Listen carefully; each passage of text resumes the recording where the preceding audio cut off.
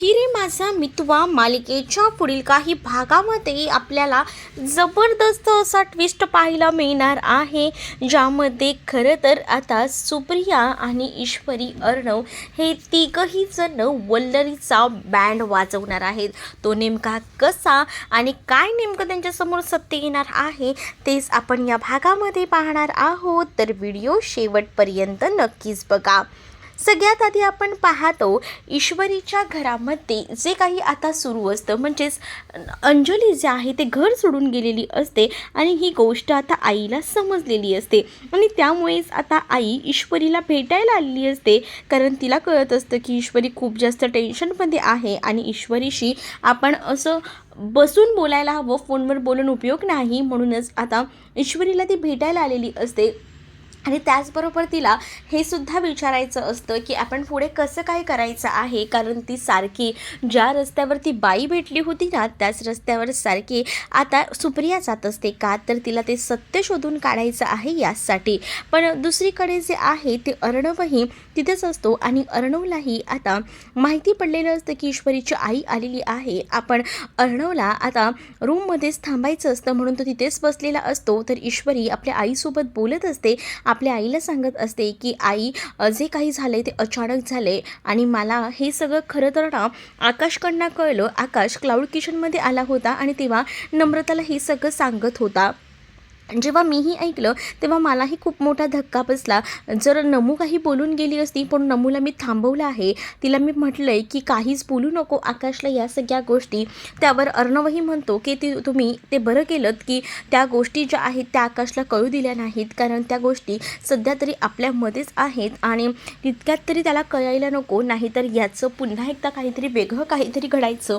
म्हणूनच आम्हीसुद्धा अजून घरात कोणत्याच गोष्टी रिव्हील केलेल्या नाही आहेत. जेव्हा गुपित हळूहळू खुलतील तेव्हा बघू, असं देखील अर्णव जो आहे तो म्हणतो. पण दुसरीकडे आता सुप्रिया जी आहे ती ईश्वरीला म्हणत असते की मला जर बोलायचं होतं, मी असे तिथे गेले होते, तिथे बघत होते की CCTV लावलेले आहेत का, पण नाही. पण मला ना त्या बाईचं वर्णन चांगलं आठवतं, पण मला आता त्या स्केच आर्टिस्टकडे जायला लागणार आहे. पण त्यासाठी तू मला मदत करशील का, कारण मी एकटी तर जाऊ शकत नाही, तू सोबत आलीस तर मला बरं वाटेल. असंही आता सुप्रिया जी आहे ती ईश्वरीला म्हणत असते. त्याच वेळेला सुप्रियाला ईश्वरी सांगते की ठीक आहे, मी अर्णवशी बोलून घेते, मग आपण तिघंही जण जाऊया, असंही त्यांचं आता ठरलेलं असतं. तर दुसरीकडे मात्र अंजली आणि राकेश हे घराबाहेर पडलेले असतात. पण आता अंजलीला ना नको नकोसं झालेलं असतं, कारण तिने घर तर सोडलेलं असतं, पण तिला आता ऐशोआरामात आणि या सगळ्या गोष्टींची सवय असते.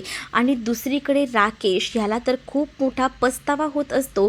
तो विचार करत असतो की करायला काय गेलो आणि झालं काय. मला वाटलं नव्हतं की माझी ही भोळी बायको एवढ्या लवकर घर सोडून बाहेर पडेल, पण ही जर बाहेर पडले त्यामुळे आता त्याच्या खिशातही पैसे नसतात आणि वर आता तिचं एक ना एक सुरूच असतं. म्हणजे ती आता राकेशला म्हणत असते की मला हे हवंय ते हवंय. आता घर म्हटलं की सगळ्याच गोष्टी लागणार आणि त्या घराची साफसफाई, या सगळ्या गोष्टी, त्याचसोबत जेवण बनवायचं म्हटलं तर भांडी, या काहीच गोष्टी तिच्याकडे नसतात आणि त्यामुळेच ती राकेशकडे यासाठी हट्ट करत असते. पण राकेशकडे एकही रुपया खिशात नसतो, राकेश काहीच करू शकत नसतो. राकेशची आता फक्त चिडचिड वाढलेली असते आणि त्यामुळेच तो सगळी चिडचिड या अंजलीवर करत असतो. त्यावेळेला अंजलीला कुठेतरी वाटतं की आपण हे काय करत आहोत, म्हणजे आपण योग्य तर निर्णय घेतलेला आहे ना घरात ना बाहेर पडून, हा विचार देखील कुठेतरी मनामध्ये ना आता येऊ लागलेला असतो. तरीसुद्धा आता का होईना पण इथे विचार करण्यासारखी गोष्टच असते, कारण राकेश आता जसा वागत होता ना ते भयंकर असं होतं. आधी राकेशचं वागणं हे वेगळं असायचं आणि आता तिला राकेशमध्ये एक वेगळेच काही गुण दिसत असतात आणि त्या गुणांमुळेच ती आता एकदम जरा टेन्शनमध्ये येते आणि एका पॉईंटला ती विचार करते की मी चूक तर केली नाही आहे ना घर सोडून. अर्णव बोलत होता ते बरोबर होतं का, असंही कुठेतरी मनामध्ये तिच्या वाटू लागतं. दुसरीकडे आता अर्णव थोडा डिस्टर्ब असतो म्हणून ईश्वरी त्याला सावरत असते. पण अर्णव आता ईश्वरीला म्हणत असतो की आता मला इतकं काही वाटत नाही आहे, कारण आता ताई निदान एका घरात तरी सेफ राहते, त्यामुळे मला एवढं टेन्शन नाही आहे. पण अधूनमधूनसुद्धा मी शिर्केंना सांगून ठेवलेलं आहे की ताईकडे लक्ष ठेवायचं, ताईला काही हवं नको ते बघायचं. पण ताई जी आहे ते ताईला कळणार नाही की हे सगळं काही मी करायला सांगितलं आहे ते, पण माझ्या पद्धतीने मी बरोबर सगळं हँडल करणार आहे असंही आता म्हटलं जातं. एवढ्या सगळ्या गोष्टी जेव्हा हँडल करून तो बोलत असतो तेव्हा ईश्वरीच्या चेहऱ्यावर जरा टेन्शन दिसतं. मग तो ईश्वरीला विचारतो की काय झालं आहे नेमकं, तू इतका विचार कसला करते. त्यावर ईश्वरी सांगू लागते की खरं तर आई आली होती आणि आई त्या बाईच्या शोधात आहे, तुम्हाला तर मी म्हटलं होतं ना, म्हणूनच आई मला म्हणत होती की तू जरा मला मदत करशील का.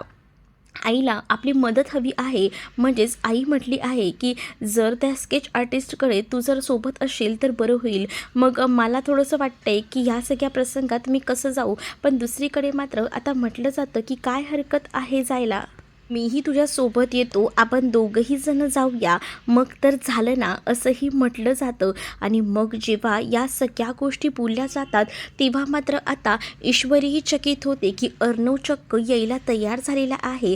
कारण आता अर्णवला असं वाटत असतं की का आपण मागे राहावं, जर ईश्वरी आपल्याला इतका सपोर्ट करते तर अर्णवला असं वाटतं की ईश्वरीच्या आईला सुद्धा आपली गरज आहे आणि ईश्वरीलाही. म्हणूनच तो ईश्वरीसोबत त्या स्केच आर्टिस्टकडे यायला तयार झालेला असतो. त्यामुळे ईश्वरीला खूप छान वाटतं.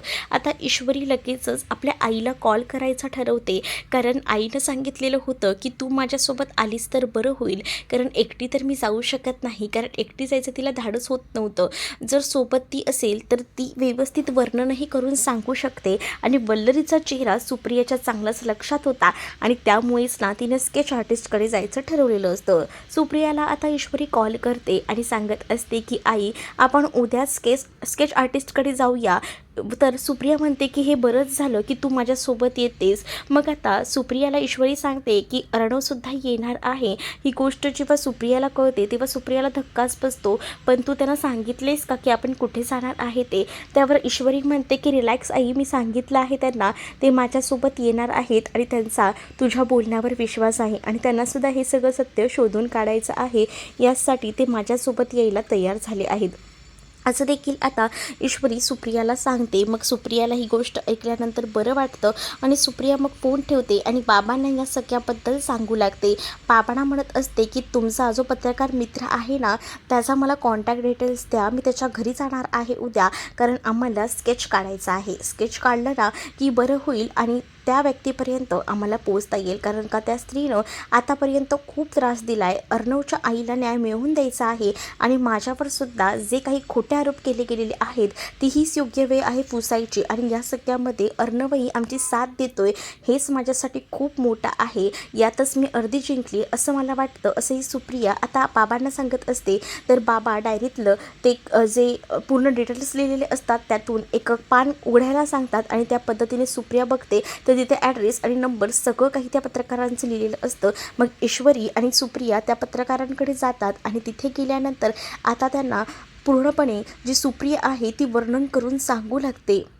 आणि सुप्रिया ज्या पद्धतीने वर्णन करून सांगते तसं ते स्केच काढतात. आणि तेव्हा स्केच काढल्यानंतर जेव्हा चित्र समोर येतं पूर्ण ते बघून मात्र ईश्वरी अर्णवला धक्का बसतो. आणि मग सुप्रिया त्यांना विचारते की तुम्हाला दोघांना काय झालं आहे, तुम्ही दोघंही जण असं रिॲक्ट का करताय. त्यावर आता अर्णव म्हणतो की खरंच तुम्ही जे काही चित्रवर्णन केलं आहे ते हेच आहे. त्यावर अर्णवला सुप्रिया सांगत असते की हो, हीच ती बाई आहे, हिनेच मला तेव्हा फसवलं होतं आणि ही आत्तासुद्धा मला मार्केटमध्ये दिसली होती. मग काय झालं, तुम्ही असं का म्हणताय. ईश्वरीलासुद्धा आता सुप्रिया विचारत असते. त्याच वेळेला आता सुप्रियाला ईश्वरी सांगते की या तर मामी आहेत, म्हणजेच आकाशची आई. हे ऐकल्यानंतर सुप्रियाच्या पायाखालची जमीन सरकते, कारण आता सध्या जे आहे ते आकाश आणि नम्रताचं लग्न ठरले आणि आकाशचीच आई तिनंच आपल्याला फसवले आणि ही गोष्ट तिला आता खूप जास्त जड जात असते. आणि हे जेव्हा ईश्वरी आणि अर्णवला समजतं तेव्हा त्यांनासुद्धा खूप मोठा धक्का बसतो. तर तुम्हाला हा भाग कसा वाटलाय कमेंटमध्ये नक्कीच सांगा आणि अशाच नवनवीन भागांसाठी आपल्या चॅनलला सुद्धा सबस्क्राईब करायला विसरू नका. चला तर मग भेटूया पुढच्या भागामध्ये. तोपर्यंत टाटा बाय.